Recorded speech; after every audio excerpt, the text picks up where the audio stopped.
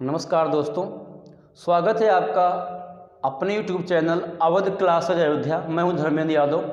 आज आप जो है त्रिकोणमिति में पार्ट नंबर 6 क्लास नंबर 6 में और आखिरी क्लास हाइट एंड डिस्टेंस पढ़ लेते हैं। त्रिकोणमिति का ये आखिरी क्लास है। हाइट एंड डिस्टेंस देखिए हाइट एंड डिस्टेंस क्या होता है।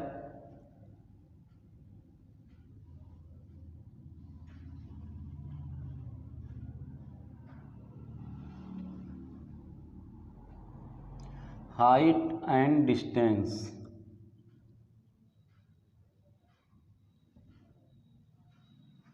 पढ़ लेते हैं। ऊंचाई और दूरी।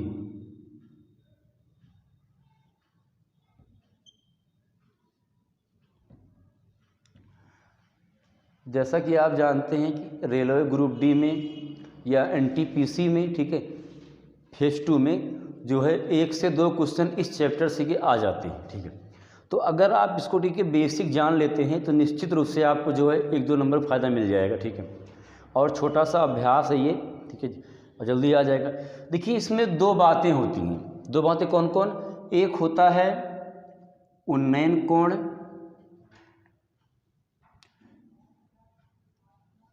एक होता है अवनमन कोण। अवनमन कोण देखिए, जब हम किसी वस्तु को देखने के लिए अपनी आँखों को ऊपर उठाते हैं, जैसे पहाड़ पर कोई व्यक्ति खड़ा हो, हम नीचे हों, तो जब हम उस पहाड़ वाले व्यक्ति को देखेंगे तो उस पहाड़ से और हमारी आँखों के बीच से जो कोण बनेगा उसे कहा जाता है उन्नयन कोण कहा जाता है। देखिए जैसे मान लो पहाड़ चोटी हो गया और पहाड़ चोटी से कुछ दूरी पर हम खड़े हुए हैं यहाँ पे। अगर यहाँ से हम देखेंगे उसको जो पहाड़ पर है, तो पहाड़ और हमारे आँख के बीच जो कोण बनेगा उसे ही कहा जाता है उन्नयन कोण कहा जाता है। या सीधी शब्दों कह सकते हैं हम कि जब किसी वस्तु को देखने के लिए हम अपनी आँखों को ऊपर करें तो वहाँ पे उन्नयन कोण होता है। और जस्ट इसी का उल्टा होता है, जब पहाड़ पर कोई व्यक्ति बैठा हो और वो व्यक्ति हमें देखिए, यहाँ पे किसी ज़मीन पर या क्षैतिज पर कोई वस्तु रखी हो, अगर उसे देखिएगा तो उसके बीच जो कोण बनेगा आँख के बीच और उस वस्तु के बीच, उसे कहते हैं अवनमन कोण बोलते हैं। ये 2 बातें इसमें होती हैं। तो अगर किसी ऊंचाई वाले वस्तु को देखने के लिए आँख को ऊपर करें तो उन्नयन कोण, और जब ऊंचाई वाले वस्तु से नीचे की ओर आँख को नीचे करें, नीचे आँख को गिराएं, अवनमन करें, नयन को अपने नीचे करें, तो वहाँ पे अवनमन कोण होता है। अब देखिए आपको क्या समझना इसमें है, इसकी एग्जाम्पल की आप देखते हैं। उससे पहले आप कुछ मान जान लीजिए, जैसे tan 30 अंश का मान आपको बार बार मिलेगा, 1/√3 होता है। tan 60 का मान बार बार मिलेगा, केवल √3 होता है, केवल √3 होता है। और tan 45 अंश का मान 1 होता है। ठीक है, ये 3 मान जो है आपको बार बार मिलेंगे। यानी कि tan बराबर आप जानते हो कि होता है लंब बटे आधार होता है। ठीक है, इतने मान आपको बार बार मिलेंगे। ठीक है, इसीलिए जो है इनको आपको देखना पड़ेगा। अब इसके कुछ एग्जाम्पल दे रहे हैं, अभी उस एग्जाम्पल से आप ठीक है समझ जाओगे, ठीक है, अच्छी तरह से। चलिए देखिए एग्जाम्पल दिया गया है। एग्जाम्पल इस प्रकार दिया गया है, भूमि के एक बिंदु से जो मीनार के पाद बिंदु से 30 मीटर की दूरी पर है, मीनार के शिखर का उन्नयन कोण 30 अंश है, तो मीनार की ऊंचाई ज्ञात कीजिए।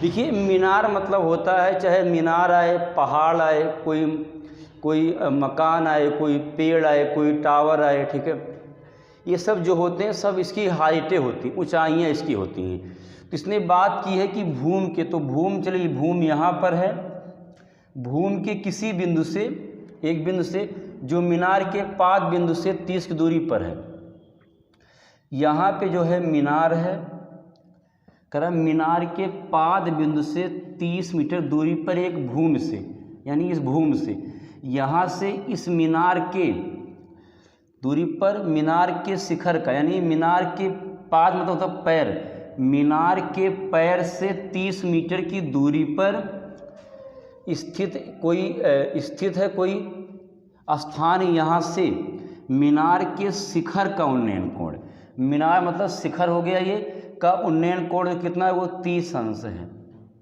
फिर सुनिएगा, भूमि के एक बिंदु से, यहाँ से जो मीनार के पाद यानी पाद बिंदु से 30 मीटर दूरी पर भूमि है, यहाँ से मीनार के शिखर का उन्नयन कोण 30 अंश है। तो इस मीनार की ऊंचाई याद करो, ये मीनार है, इसकी ऊंचाई, चलिए मान लिया इसकी ऊंचाई जो है h है। अब इसका बिंदु मान लेते हैं ABC। तो बात करेंगे त्रिभुज ABC की, त्रिभुज ABC में, या आप कह सकते हो त्रिभुज BAC में, BAC में कोण दिया गया है, कोण जो दिया गया वो 30 अंश है। अब आप ये चेक करो कि लंब बटे आधार किस में होता है, लंब बटे आधार, तो ये आप कहोगे tan में होता है, यानी कि हमें tan लेना है। तो tan 30 अंश बराबर लंब का मान h है और आधार का मान 30 है। यहाँ लिखा गया tan बराबर लंब बटे आधार, तो tan 30 का मान होता है 1/√3 बराबर h बटे 30।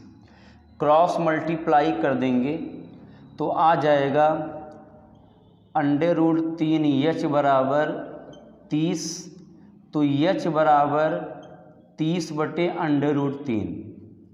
जब नीचे √3 आ जाए या रूट में कोई भी मान आ जाए तो उसी संख्या से ऊपर नीचे मल्टीप्लाई कर देते हैं, उसी √3 से ऊपर नीचे मल्टीप्लाई कर देंगे। हल करेंगे 30 से √3 में 30 √3 और नीचे √3 से मल्टीप्लाई √3 में तो 3 हो जाएगा। जब समान रूट से गुणा होता है तो रूट केवल हट जाता है बस। अब 3 का भाग करेंगे 30 में 10 बार जाएगा, इसका मतलब कितना आ गया 10√3, 10√3 मीटर। अब अगर आंसर में अगर दशमलव मान दे रहा हो तो आप क्या करिए, 10 गुणे √3 का मान होता है 1.732, गुणा कर देंगे तो 17.32 जो है मीटर इसका आंसर आ गया, 17.32 मीटर इसका आंसर आ गया। ठीक है, अगर √3 का मान लगा के अगर आंसर दे रहा है तो, नहीं तो वही 10√3 इसका आंसर हो जाएगा। ठीक है, ये बन जाएगा, बहुत ही बेसिक होता है। ठीक है, चलिए अगला क्वेश्चन देखते हैं। देखिएगा, देखिए अगला क्वेश्चन जो है इस प्रकार से है, भूमि से 60 मीटर की ऊंचाई पर एक पतंग उड़ रही है, यानी कि भूमि ये हो गया, 60 ऊंचाई पर एक पतंग जो है यहाँ पे उड़ रही है, एक पतंग उड़ रही है। पतंग में लगी डोरी को अस्थायी रूप से भूमि के एक सिरे से बांध दिया गया है। देखिएगा, जो डोरी पतंग की होगी वो एकदम, देखिए एकदम से सीधी, देखिए कभी होती नहीं, पतंग की डोरी कभी भी एकदम से सीधे जो है सीधी मात्रा में कभी नहीं होती है। तो डोरी कुछ देखिए ऐसे होगी, इस प्रकार से करा, डोरी को भूमि के एक बिंदु से बांध दिया गया है, भूमि के साथ डोरी का झुकाव है वो कितना बना रहा है 60 अंश, यानी कोण बना रहा है, झुकाव कोण इसका 60 अंश है। तो डोरी की लंबाई, तो ये जो है डोरी है, अगर हम इसको मान लेते हैं इसको B मान लीजिए, ये C मान लो, तो हम डोरी अगर बात करेंगे तो जो डोरी हमारी है, डोरी है वो AC, ये हमें ज्ञात करना है।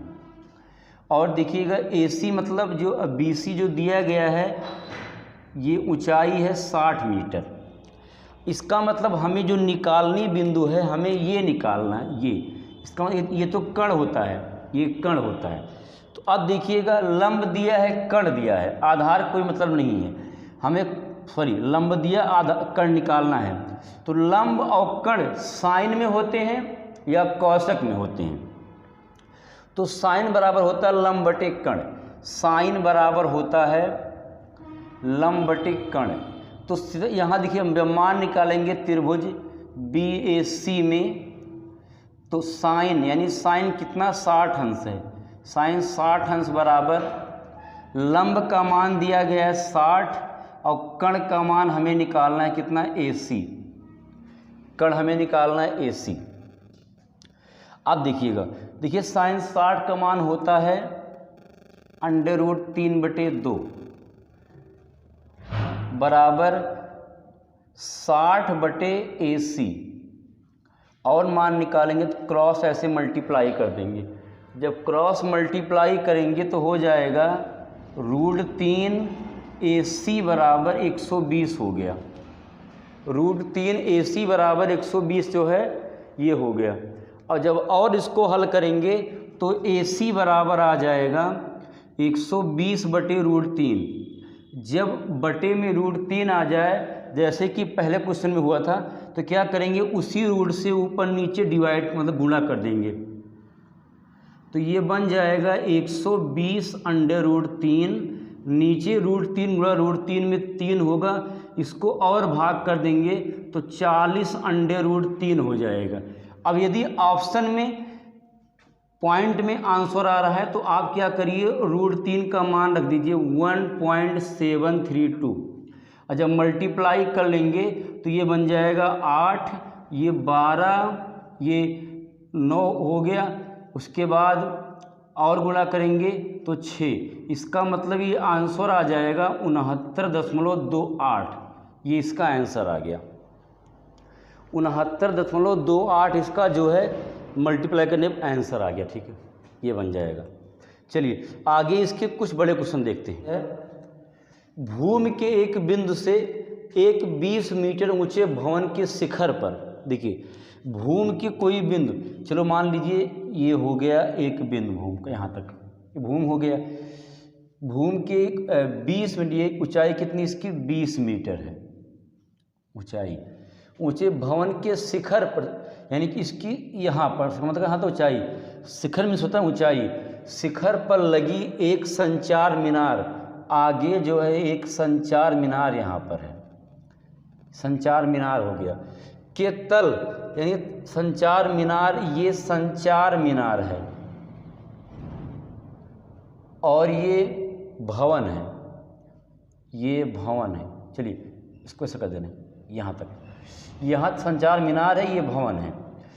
कह रहा है संचार मीनार के तल, तल मतलब होता है नीचे वाला भाग, तल और शिखर के उन्नयन कोण, तल और शिखर के उन्नयन कोण कितना कितना है, तल और शिखर के, यानी तल के जो हैं 45 डिग्री है और शिखर के 60 डिग्री है, ये कोण है।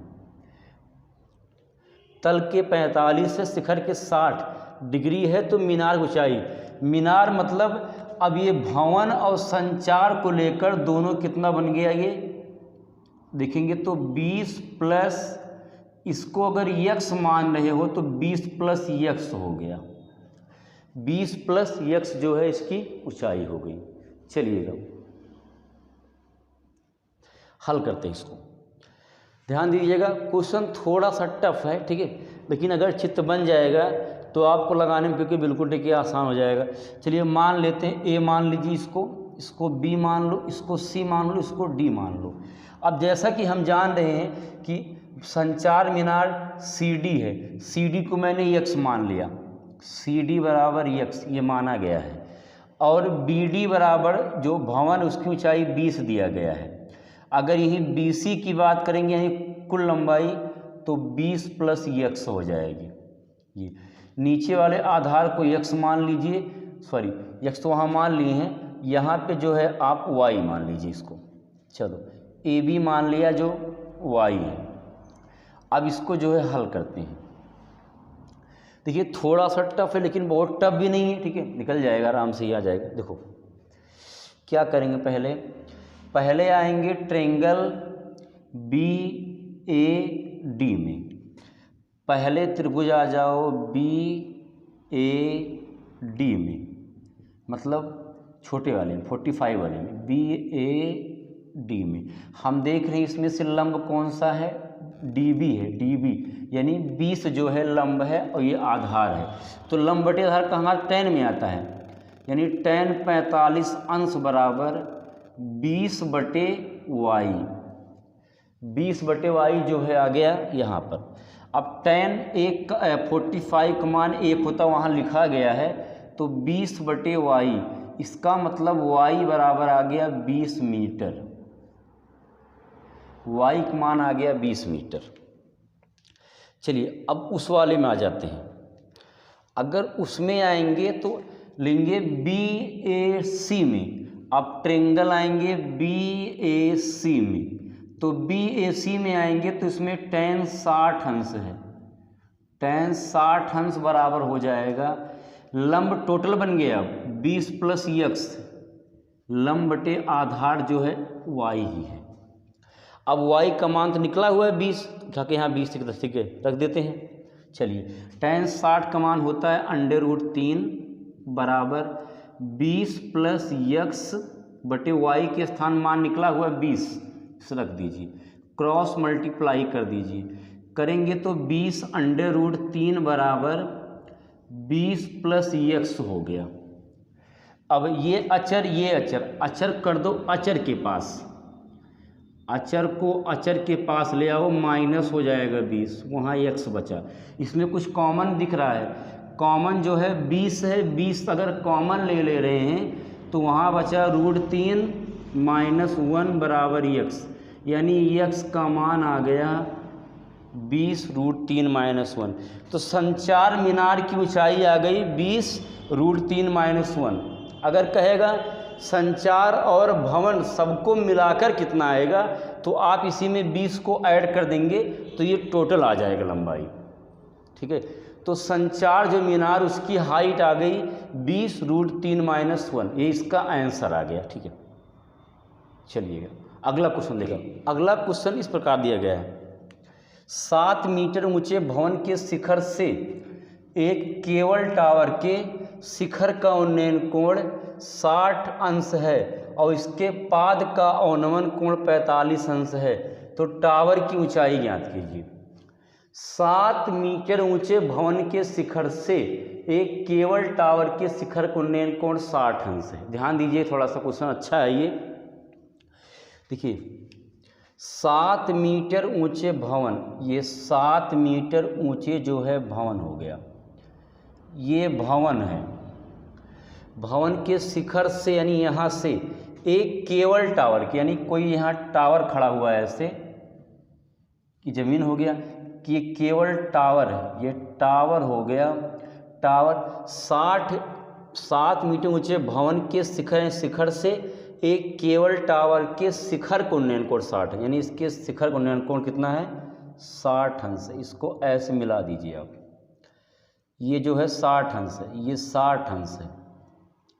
और इसके पाद का, पाद मतलब पैर, यानी यहीं से जो है इसके पैर, किसके टावर के, और इसके पाद का अवनमन कोण, जब अवनमन की बात की इसका मतलब यहाँ से कोण बनेगा, यहाँ पे कितना इसका अवनमन कोण है 60 अंश है, सॉरी 60 नहीं 45 अंश, 45 45 कर दीजिए यहाँ पे आप। फिर देखिए 7 मीटर ऊंचे भवन के शिखर से एक केबल टावर के शिखर का उन्नयन कोण 60 अंश है और उसी केबल टावर का जो अवनमन कोण कितना 45 है, ये बन जाएगा। ये फिगर बन गया, चित्र बन गया। अब अगर ये यहाँ से यहाँ 7 दिया गया तो यहाँ ये भी 7 होगा, इसको x मान लीजिए तो ये भी x होगा, क्योंकि ये एक वर्ग बन गया, मतलब एक ट्रेंगल बन गया, सॉरी एक रेक्टेंगल बन गया आयत। इसके मान लीजिए h, यहाँ से यहाँ केवल हम h मान ले रहे हैं, तो कुल लंबाई हो जाएगी h + 7, कुल लंबाई हो गई h प्लस इसकी 7 बन जाएगी। चलिएगा अब जो है इसको हल करते हैं। तो पहले आप जो है इसका नामकरण करते हैं, a से कर दो, यहाँ b कर दीजिए, यहाँ c कर दो, यहाँ d कर दो, यहाँ पे e कर दीजिए। पहले ऊपरे वाले में आ जाइए, यानी कि DCE में, त्रिभुज DCE में, जब DCE में आएंगे तो ये लंब है, ये आधार है, और लंब बटे आधार tan में होता है, हाइट एंड डिस्टेंस में लगभग tan आएगा। तो लिख लेंगे यहाँ पे tan कितना 60 अंश है, tan 60 अंश बराबर लंब h है, आधार x माना गया है। अब 60 का मान तो होता है √3 बराबर यच बटे यक्स, हर एक मान लेंगे तो यच बराबर आएगा √3 या यक्स बराबर आएगा यच बटे √3। ये जो है अभी इसका काम पड़ेगा, इसको देख रहिए। अब दोबारा हल करेंगे तो अब आएंगे ABC में। अब त्रिभुज ले लेंगे ABC में। ABC में देखेंगे यानी ये वाले, इसमें आओगे आप तो इसमें देखेंगे ABC की बात करेंगे तो ABC में जो होता है ये लंब बनेगा, ये आधार बनेगा। लंब 7 यक्स है, लंब जो है 7 है, आधार यक्स है, तो tan 45 डिग्री बराबर लंब बटे आधार यक्स। tan 45 का मान 1 होता है, 7 बटे यक्स यानी यक्स बराबर 7 आया। यक्स का मान 7 आया है, हमें निकालना यच का मान इधर से है, तो क्या करेंगे, इसको इक्वेशन नंबर 1 मानेंगे, इसको 2 मान लेंगे। अब समीकरण 1 का मान उठा के 2 में रख देंगे। जब रखेंगे तो क्या बन जाएगा, यहाँ पे यक्स का मान निकला हुआ है तो यहाँ रखेंगे यानी 7 बराबर यच बटे √3, तो यच बराबर आ गया 7 √3। दिख रहा होगा आपको, यच बराबर आ गया 7 √3। यच का मान 7 इसका मतलब यहाँ तक दूरी आ गई है 7 √3 और यहाँ तक दूरी 7 है। अगर टोटल हम जोड़ लेंगे तो कुल लंबाई इसकी आ जाएगी 7 धन 7 √3, 7 कामन ले लो, बचा 1 धन √3, यही इसका जो है आंसर आ गया। 7 कामन ले लिए, बच गया 7 √3 + 1, यही जो इसका आंसर आ गया। ठीक है, वीडियो को आप 2-3 बार देखिए, ठीक है, अगर ठीक है तो आपको समझ में आ जाएगा। हमें निकालना कुल लंबाई था, यच का मान 7 आया था और यहाँ पे 7 √3 आया था, यहाँ 7 है, अगर दोनों को जोड़ लेंगे तो 7 धन 7 √3, 7 कॉमन ले लिए, बचा 1 धन √3, ये इसका आंसर आ जाएगा। बस ये ध्यान देना है, समीकरण 1 ये है और समीकरण 2 ये है, तो समीकरण 2 का मान समीकरण 1 में रखने पर यहाँ यक्स है तो यहाँ 7 रखेंगे बराबर यच बटे √3, क्रॉस मल्टीप्लाई करेंगे तो यच बराबर 7 √3 आ गया। उसके बाद दोनों को जोड़ लेंगे, ये आपका आंसर आ जाएगा ये। ठीक है, ये इसका जो है आंसर आ गया। तो उम्मीद यही करेंगे कि आपको देखिए ये समझ में आ रहा होगा। क्वेश्चन थोड़े से टफ अभ्यास होते हैं ये, ठीक है, लेकिन रेलवे ग्रुप डी में या NTPC में, ठीक है, 1 से 2 नंबर आपको मिलेगा, एकदम निश्चित ही मिलेगा। ठीक है, एकदम कन्फर्म है कि आपको मिलेगा। तो इस वीडियो पर इतना ही। अगर आपने इससे पहले ठीक है जो है ठीक है वीडियो ठीक है नहीं देखा है, पार्ट 1, 2, 3, 4, 5, ठीक है, तो उसको आप ठीक है देख लीजिए, उसको देख लेंगे और उसके बाद इसको पढ़ लेंगे तो आपको निश्चित रूप से जो है त्रिकोणमिति में आपको कोई समस्या ठीक है नहीं होगी और 1 से 2 नंबर क्वेश्चन हर पेपर में आप ठीक है पाओगे, इसे क्वेश्चन ठीक है मिलेगा। ठीक है, तो अगर वीडियो को ठीक है समझ में आया हो, ठीक है, तो लाइक शेयर और प्लस में साथ साथ पूरा मामला इसका आप जान पाओ। ठीक है, बस इसमें केवल इतना ही। ठीक है,